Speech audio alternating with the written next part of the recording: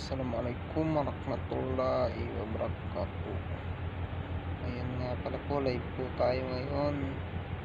Malapit na pong matapos ang ating Ramadan. Maraming salamat po sa mga sumuporta sa aking mga kapatiran. Malapit na pong matapos ang ating Ramadan,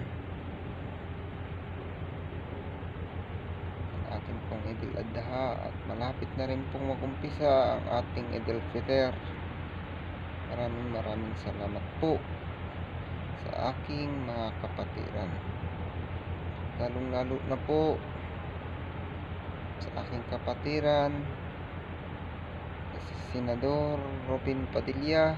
Maraming salamat po sa inyong taus-pusong pagtulong sa ating mga kapatiran sa Luzon, Visayas, Mindanao. Saludo po ako sa inyo, sir. Hanggang dito na lang po.